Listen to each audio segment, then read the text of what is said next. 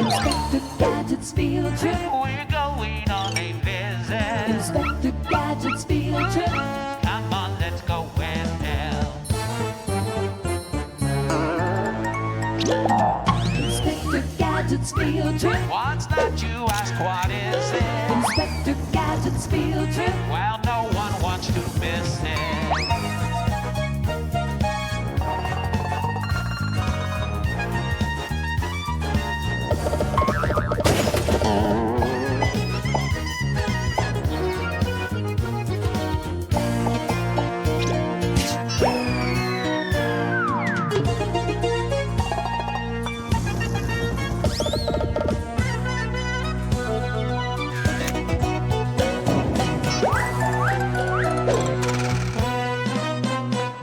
Inspector Gadget's field trip. We're going on a visit. Inspector Gadget's field trip.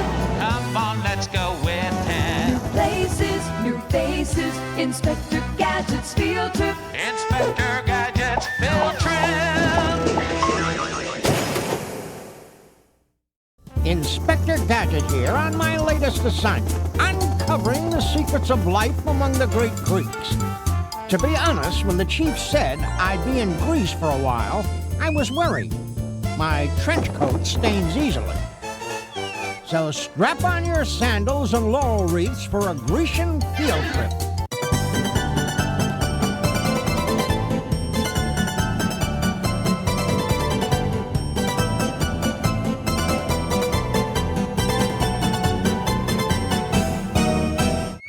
Where is Greece?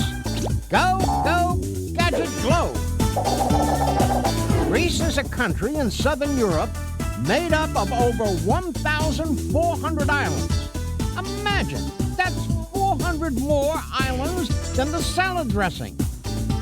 Athens is the capital of Greece. Athens was home to one of man's earliest civilizations.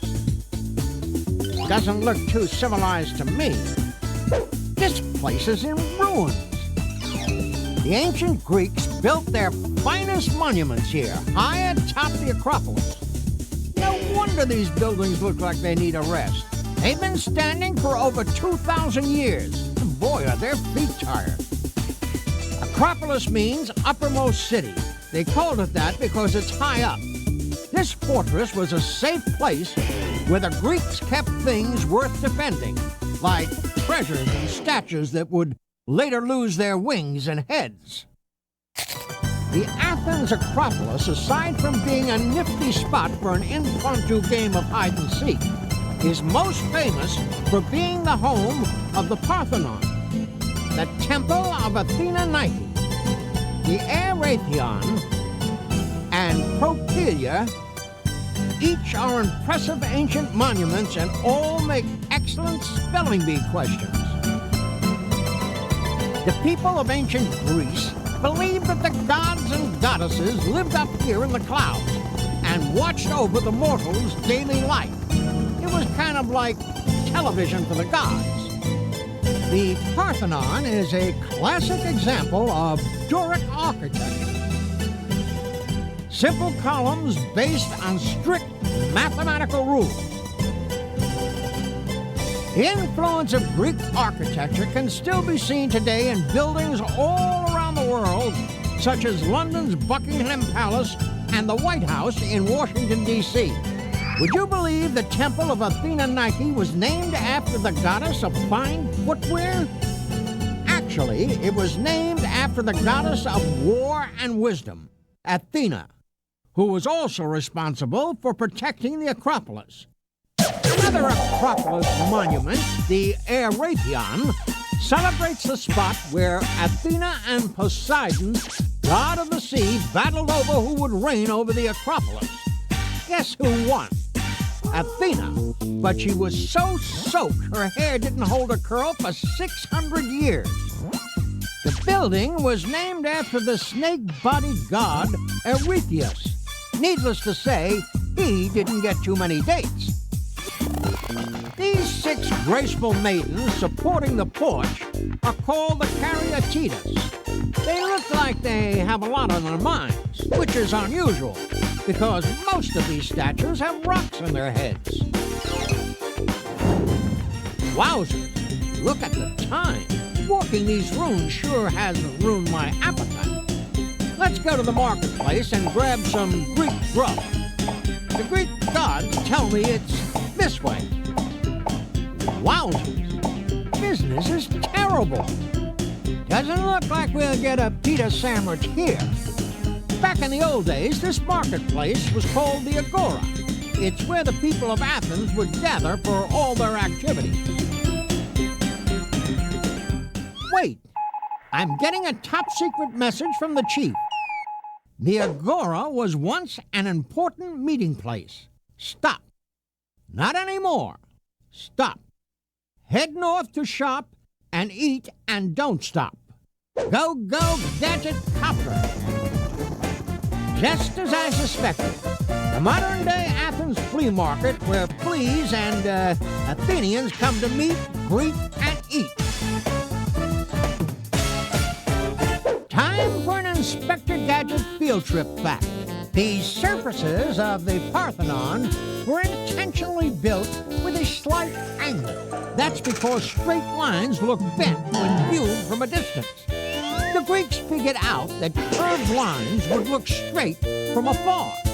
So if you want to look straight, curve your back. If you want to look curved, straighten up.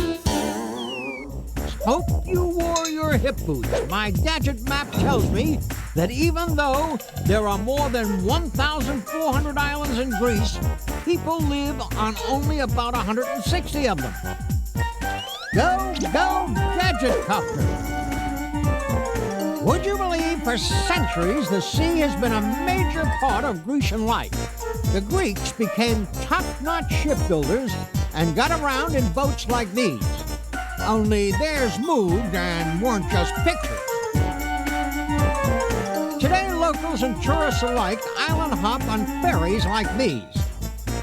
The Greeks have so much water, this boat needs a pool to hold some of it.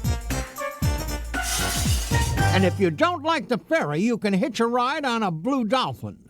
Not that one. This Blue Dolphin is a hydroport, a faster ferry that travels on top of the water between islands. 5 of the most visited islands in Greece are Mykonos, Paros, Naxos, Chios, and Amorgos. That's a lot of oses. First stop, Mykonos. Mykonos is possibly the best known of all the Greek islands. Its semicircular harbor, whitewashed houses, and picturesque windmills have drawn more tourists than any other island. I never knew buildings could draw. Greek beaches attract windsurfers from all over the world. There are thousands of beaches on the islands, and they offer something for everyone, if you like sand. On Chios, the beach is the place to meet and greet, to see and be seen. Or if you like your privacy, how about a stretch of sand all to yourself? At Kolumbithres Beach, on the island of Paros, you can even swim alongside giant rock formations. The rock formations are notoriously slow swimmers. You'll never know who you'll meet on the beach, but your best friend will be your sunscreen. When the sun goes down, the visitors invade the narrow streets in search of food, fun, dance, and that donkey from the beach. While the tourists whoop it up, the locals scoop it up with fish nets. The harbor of Nassau on Paros is home to a typical Greek fishing village. Where there's a typical Greek fishing village, there's a typical Greek cat waiting to make fish head souvlakis. Greek fishermen use boats called trehondiri that have a rounded bow and stern.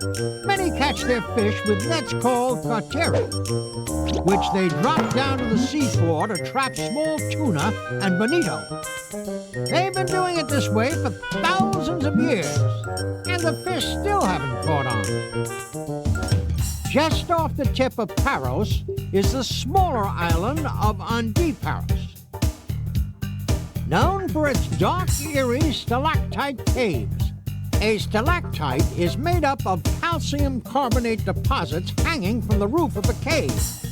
The caves stretch 100 meters down into the earth and have been visited by queens. On the island of Naxos lies a giant unfinished stone statue. Locals call this 2,700-year-old sleeping giant the Greek. Hey, if you were 2,700 years old, you'd be lying down too. And now an Inspector Gadget field trip back. Greece is less than 1/3 the size of the state of California in the United States. But Greece has 9,385 miles of coastline. That's more than 10 times the size of the California coastline. Go figure. Looks like our captain is ready to hoist the sail, trim the mast, shiver the timbers, and pipe up to the poop deck, which means he's leaving. And without me. Wait up! Next stop, Amorgos. Amorgos is less visited than the other Greek islands, probably because it's so far east. In the coastal harbor town of Egali, you can unwind and wet your whistle at one of the many outdoor tavernas. The main port is a colorful harbor town, Ketapulo. Ketapulo still relies on the traditional mode of island transportation. No, not blue dolphins, donkeys. The jewel of Amorgos is the breathtaking monastery. It's called Hozo Diotaza, and it's literally wedged into the cliffs above the sea. The locals call it the Eagle's Nest.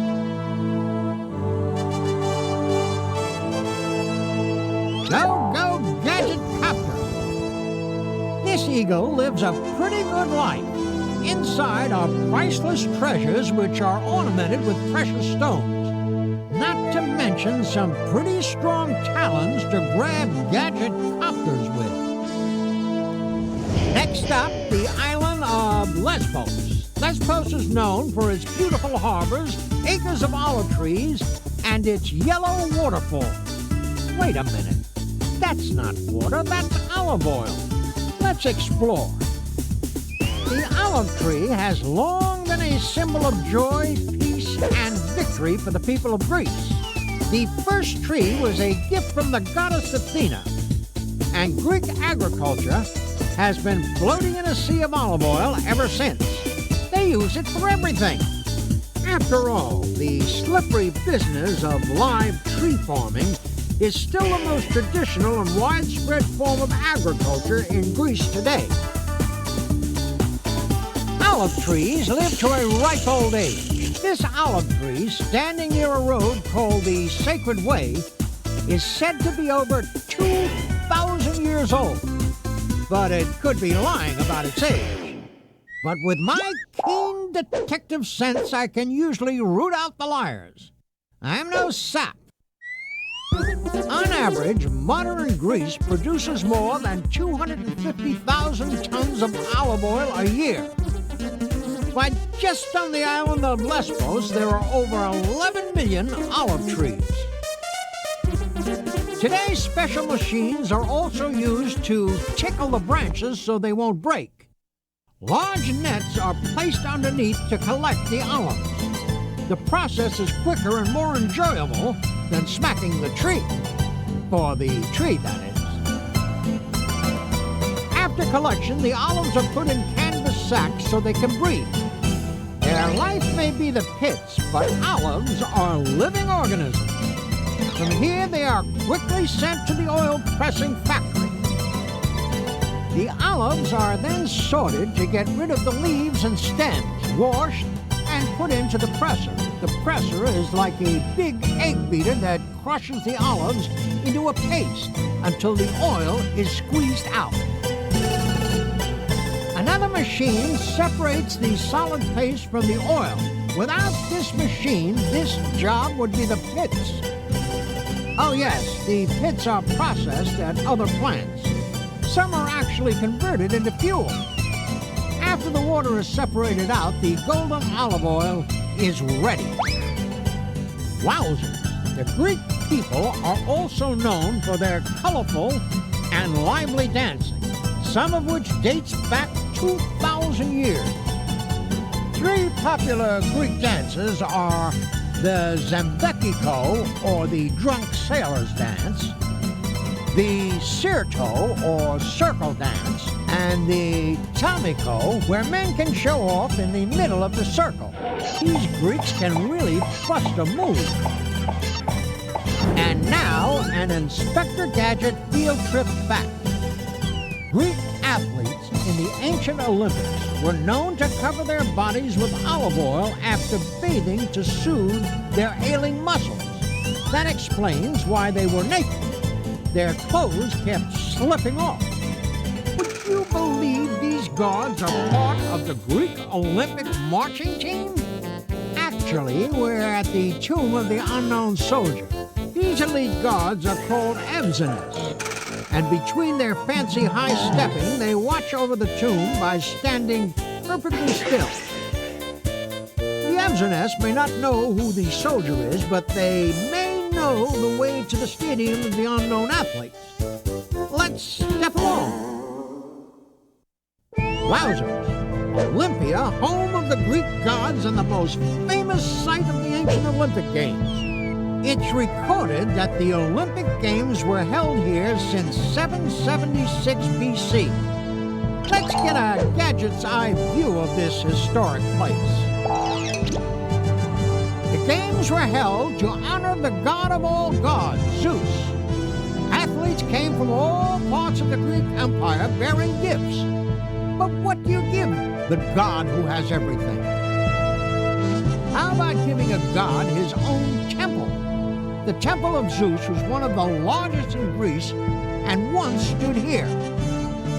Now only ruins of this great temple remain. Wonder what they did with the rest of it. Let's face it, they don't make temples like they used to. Athletes walk from the temple down this path under the arch and into the Olympic Stadium.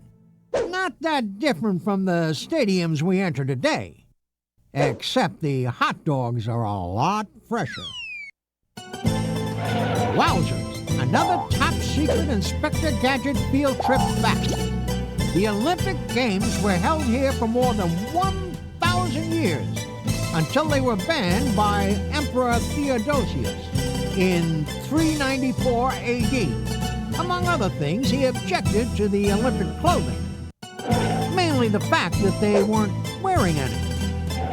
It seems the athletes competed in the nude. Many original Olympic events are still held today. Wrestling, running, the long jump, and the discus throw. A discus weighed as much as 15 pounds, and athletes threw them as far as they could.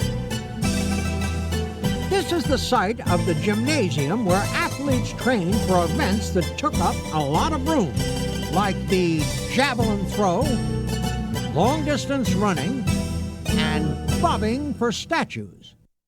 As you can see, the place has run itself into the ground. The maintenance man has been on vacation since the year 2 BC. As important as the Olympics were to the Greeks, women were not allowed to compete. In fact, they couldn't even watch. But a few may have peeked through the pillar at opening day ceremonies. According to my keen detective sense, the women got even. They held their own games every 4 years to honor the goddess Hera, who was Zeus's wife. bet she was glad to get down from the Olympian heights once in a while. You can bet the first Women's Olympics got those male athletes off their bare duffs. Here at the Temple of Era, the Olympic flame is still lit today. And small wonder after those smoldering beginnings. How do we know so much about the Greeks? My extraordinary bionic investigation skills. That and the fact that the Greeks left their literature and art lying around everywhere. Paintings on vases, tools, statues, armor, and other artifacts that can be seen in museums. Well, I hope you had fun exploring the Acropolis, idly ambling through Athens, island hopping with the dancing donkeys, and doing the decathlon in Olympia. Till next time, remember, if you go after your dreams like an Olympic athlete, you'll always score a perfect 10. Go, go, Gadget Field Trip!